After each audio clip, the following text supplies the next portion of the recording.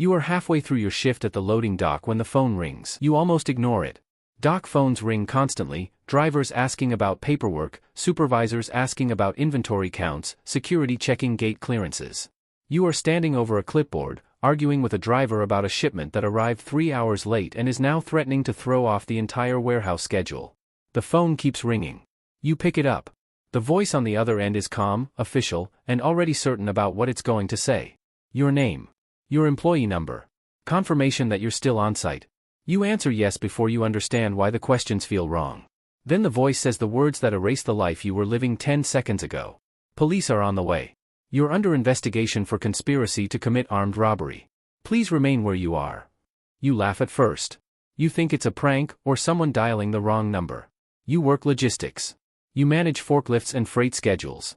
Your biggest crime in the past 5 years is padding overtime hours. But then you see the patrol cars roll through the gate. 3 of them. Lights off. No sirens. The driver you're arguing with goes quiet. Someone in the warehouse mutters your name. The officers walk directly toward you. They know exactly who they're here for. You try explaining that there must be a mistake. Someone must have used your name. Maybe someone else in the company is involved in something and they're mixing records. The officer reading your rights doesn't argue. He simply cuffs you.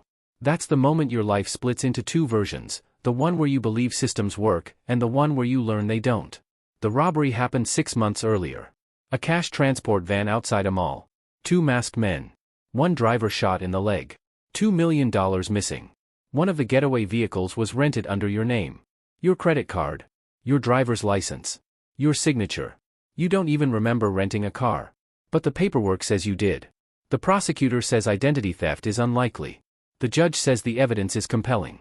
Your public defender says juries don't like complicated explanations. You say you're innocent. No one says you're lying. They just say it doesn't matter. The sentence is 12 years. The bus ride to the state prison takes 4 hours. You spend most of it trying to calculate the number of days 12 years actually is.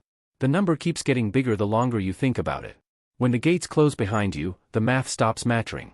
What matters is that you are now inmate 48192.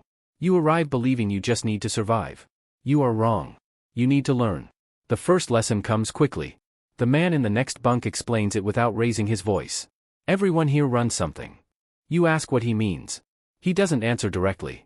Instead he gestures around the cell block. Phones. Drugs. Protection. Gambling. Food. Information. Favors. Everything inside the walls has a market. Everything has a price. Guards control the gates. Inmates control everything else. And everyone answers to someone. At the top of each unit there are men who decide who eats, who sleeps safely, who gets moved, who gets hurt. Some built their position through violence. Others through connections. A few through something rarer. Control. You don't see it immediately. You're too busy learning how to stay invisible. For the first 6 months you keep your head down. You work laundry detail. You follow routines. You avoid debts. You observe. Observation becomes your advantage. You notice patterns most people ignore. Who receives the most mail? Which guards accept small favors? Which guards demand bigger ones? Which inmates settle disputes? Which inmates start them? The prison looks chaotic from the outside. Inside, it's a system of quiet agreements. The second lesson arrives when a fight breaks out in the cafeteria. 2 men owe money to 2 different groups. Neither group wants to look weak. The argument escalates. Trays flip. Someone swings a chair. Guards rush in with batons. 3 inmates end up in solitary. 2 gangs spend the next week planning retaliation. You realize something simple. Violence here is expensive. Not morally. Logistically. Every fight locks down units. Lockdowns stop business. When business stops, people lose money. When people lose money, they become unpredictable. The prison economy hates unpredictability. You start small. A man in your unit owes money to someone in another block. Crossing the yard during certain hours risks getting stabbed. He asks if you know anyone who can help. You don't. But you know the schedule of the laundry carts. They move through 3 blocks daily. You offer to pass a message. It works. A payment gets arranged. A fight never happens. No one thanks you. But 2 different inmates start asking you questions. You learn quickly that information travels faster than contraband. Soon people start approaching you for small problems. Missed debts. Misunderstood threats. Arguments that might become something worse. You don't threaten anyone. You don't carry weapons. You simply connect people who need solutions. The third lesson arrives when someone tries to kill you. It happens because success creates attention. One of the older inmates pulls you aside during yard time. He runs gambling operations in 2 blocks. Your small negotiations are preventing fights that used to settle debts. Fewer fights mean fewer reasons for people to repay through violence. Which means fewer debts get enforced. Which means his income drops. You are bad for business. The knife comes during shower hour. You don't see it until it's already moving. You survive because someone grabs the attacker's arm.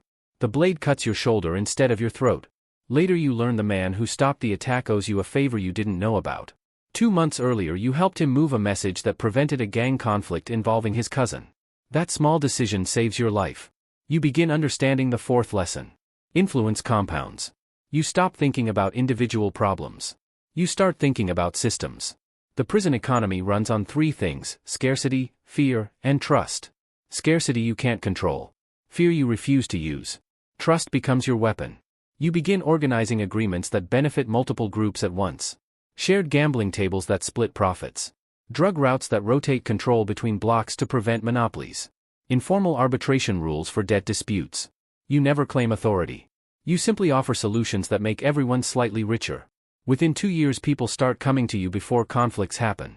You become something strange in prison culture. A neutral party. Neutrality is powerful. But it is also dangerous. Because neutrality threatens the people who rule through fear. One of them decides to challenge you. His name carries weight in 3 units. He controls phones, contraband cigarettes, and protection rackets. Violence follows him the way weather follows mountains.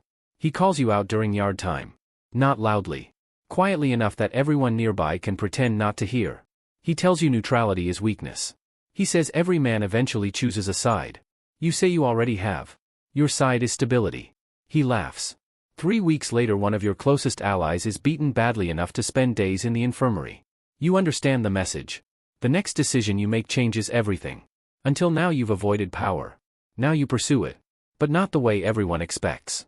You start with the guards. Most inmates treat guards as enemies. You treat them as variables. You learn which officers care about order more than punishment. Which ones hate paperwork. Which ones quietly appreciate fewer incidents. You begin feeding them information. Not betrayals. Patterns. When tensions rise between groups, you make sure certain officers know where to position themselves. Fights get prevented. Reports become shorter. Work shifts become easier. Guards begin trusting your judgment without realizing they're doing it. At the same time you expand your network among inmates. Instead of settling disputes individually, you create informal councils, representatives from different groups who meet to resolve conflicts collectively. It sounds ridiculous. It works. Because everyone profits from predictability.